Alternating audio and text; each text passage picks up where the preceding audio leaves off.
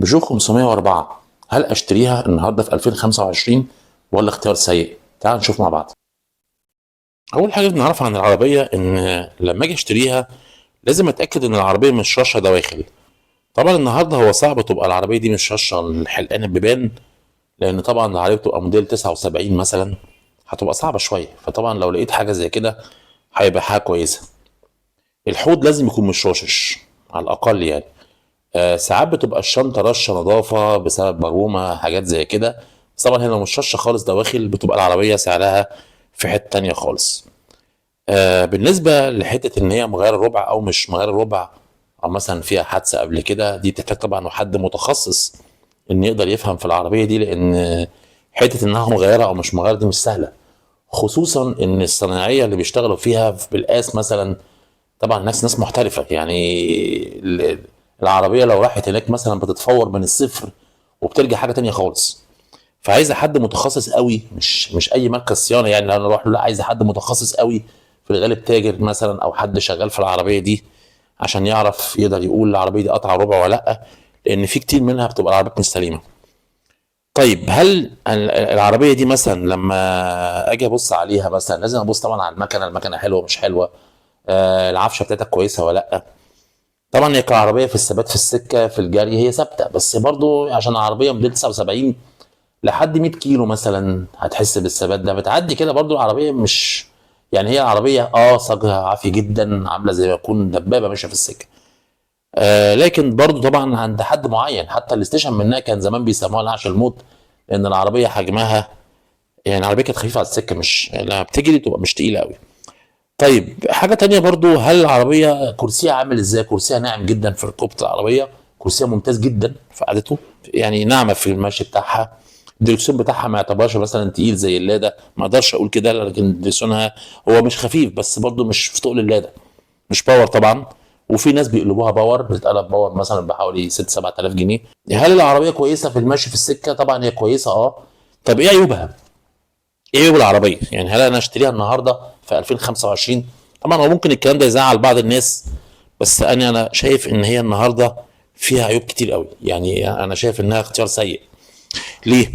نشوف ليه. اول حاجه البنزين، العربيه دي مكانتها 2000 سي سي، والاستهلاك بتاعها عالي، مش شويه. عشان اركب النهارده عربيه 2000 سي سي، طب ما انا ما اجيب احلى مرسيدس معدل، طالما دي 79 اروح احسن من مرسيدس 79، تبقى احسن 1000 مره منها كركوبه من جوه وكعربيه وككل حاجه. لا المرسيدس ال 200 المعدل هتبقى احسن من دي، وتقريبا هيبقى نفس السعر. النهارده البيجو النهارده النضيف هتعمل لها من 60000 لحد مثلا 160000. وعشان انت هتاخدها تشدها، الشد مش سهل، هتوديها بالقاس ولا هتعملها هنا في اسكندريه؟ في طبعا ناس في اسكندريه متخصصين في البيجو برضو ممتازين جدا، بس هتتكلف كتير عشان انا اقلبها اوتوماتيك، وعلشان مثلا اغير مكنه ولا ارشها لازم اطلع كل حاجه وادخلها تاني واشيل فرش البيبان وارشها من جديد. الحاجات دي كلها بتتكلف بفلوس كتير مش شويه، وهتقف عليها فلوس. يعني مثلا حته ان انا اخدها اشدها دي انا شايف دي فكره فاشله. احسن حل اخدها سليمه، اخد العربيه سليمه، وعشان تلاقيها سليمه بالوش الامريكاني بقى، والعربيه بيسموها متبلقسه يعني معموله بالقاس، العربيه تبقى طالعه نمره واحد. عشان اعمل كده هتخش لها في 150 و60 الف جنيه، مش تقل عن كده. طيب حاجه تانية، قطع غيارها ايه نظامها؟ انا شايف برضو القطع الغيار غاليه ومش متوفره زي الاول في السوق. يعني مثلا كان من سنه الاسطوانه والديسك عامله بتاع 5 6000 جنيه، أنا النهارده ممكن تكون زادت، كان ده من سنه. عمود الكردان مشكله، لان مثلا انت عندك عمود الكردان العربيه اصلا جر خلفي، فعلى طول بتجيب عمود كردان.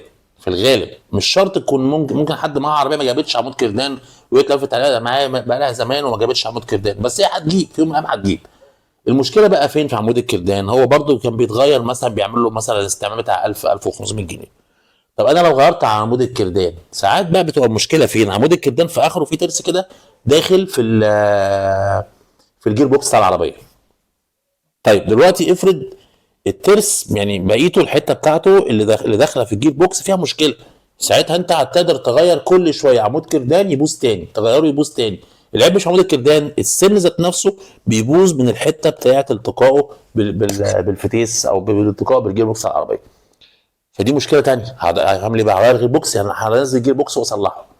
وعمود الكردان لما بيبوظ في العربيه تقف مكانها ما بتتحركش، يعني لازم بقى ساعتها اطورها، ارفعها على كساحه، شوف هعمل ايه.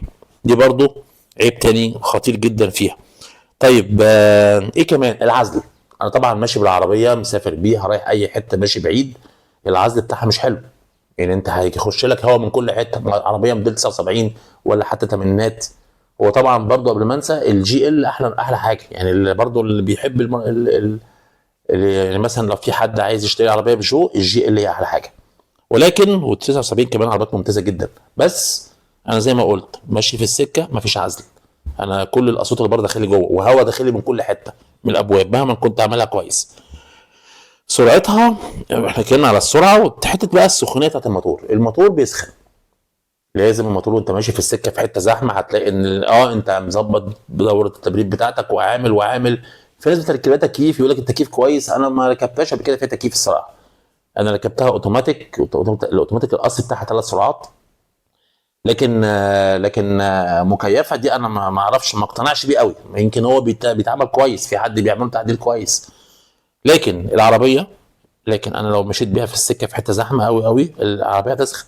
لما بلاقي الحراره بتاعي اللي عندي جوه، في حركه بيعملوها السواقين برضو ركبت البيجو عارفينها كويس، ان انا بفتح الكبوت من جوه. طب انا هفتح الكبوت من جوه حتى لو انا مش ماشي، حتى لو باجي حتى لو باجي، ايه اللي بيحصل؟ ان هو ممسوك من جوه بحاجه كده زي مشقبيه من جوه.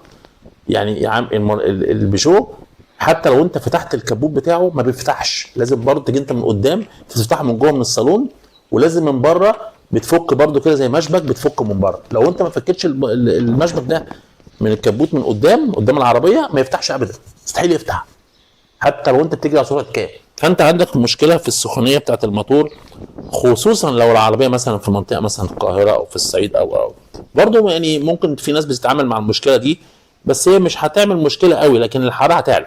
لازم على طول عينك على الحراره بتاعت العربيه، ده اساسي عشان بسبب السخونيه طبعا.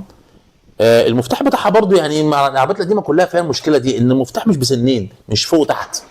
يعني انا برضو ايه، يعني لما اجي احط المفتاح لازم ابقى واخد بالي ان هو ليه دخله معينه، لان لو انا عكسته مش وانا مثلا داخل العربيه في حته ضلمه مثلا وانا مش شايف جوه منها، فلازم ابقى واخد بالي قوي ان انا مظبط المفتاح هدخله ازاي في الكونتاكت بتاعت العربيه. حاجه تانية برضو الفوانيس الامريكاني. انا الفوانيس الامريكاني ان انا احط لها من قدام 4 فوانيس، يعني 2 يمين و2 شمال، بدل ما احط الفانوس الكبير بتاع البيجو العادي اللي هو اللي بينزل من المصنع. لا انا بحط لها اللي اسمه الامريكاني اللي هو بيبقى 2 زوج يمين و2 زوج شمال. طبعا ده شكله بيحط العربيه في مكان تاني خالص في جمالها من قدام زي العربيه اللي احنا شايفينها دي، بس مشكلته ان هو غالي.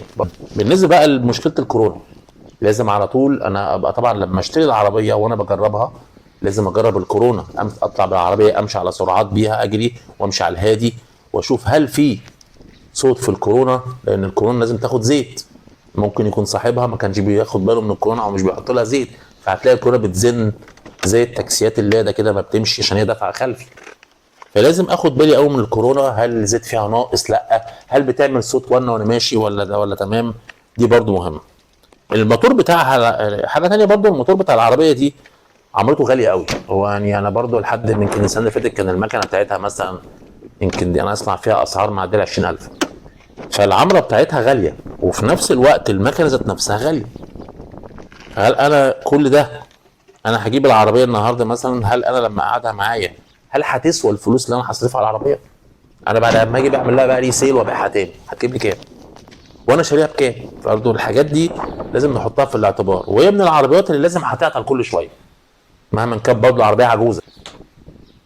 هيجي برضه يعني حاجه تانية برضه عايز اتكلم فيها، حد يقول لي ان العربيه برضه مهما كان ما فيهاش حساسات سنسورز زي العربيات بتاعت اليومين دول، ومش كل شويه راح تعطل مني. على فكره الكلام ده مش صح طبعا، يعني ما هي ماشي، ما هي ما فيهاش حساسات وما فيهاش، بس انا قلت من شويه برضو ما انا عندي المرسيدس، اخد المرسيدس المعدل، اخد ال 280 اس، عربيات يعني عربيات بشواتي مش اي حاجه. برضو النهارده العربيات يعني العربيات الحديثه برضو ركوبتها مختلفه مهما كانت العربيه صغيره او مثلا عربيه صيني، بس النهارده هيبقى مشاكل اقل بكتير. حته ان حد مثلا يقول انا هجيبها واقلبها غاز، طبعا انا ما افضلش الفكره ديت، لان الغاز بياكل المكنه. فانا شايف ان الغاز حامي على المكنه، والعربيات مش مجهزه، هي طالعه من المصنع متجهزه للبنزين اساسا. في ناس هتقول لي ان لازم العربيه طالما العربيه مظبوطه مش تاكل بنزين كتير، طب انا ايه تعريف اللي كانت مظبوطه؟ انا اعرف ازاي؟ انا راكب عربيه وماشي بيها والميكانيكي قال لي العربيه تمام بس تاكل من البنزين. انا مش هحس، انا كواحد ركيب مش هعرف العربيه دي مظبوطه مش مظبوطه. انا ماشي بيها وخلاص وشايف العربيه زي الفل، مش عرفت بقى مظبوطه مش مظبوطه. ولا ممكن اروح اظبطها النهارده، هروح تاني بقى كل شويه عند الراجل بتاع الكربوراتير يظبط لي الكربوراتير بتاعها. وعلى فكره اوعى تحط بنزين 80، ما ينفعش تماما، انت كده بتبوظ بسيطه من العربيه، هتبوظ المكنه تماما. العربيه لازم يتحط لها 92. يعني ممكن تبقى ماشيه معاك كويسه بس طبعا انت بتبوظ المكنه. اختبار التصادم بتاع العربيه دي بقى كارثه بمعنى الكلمه.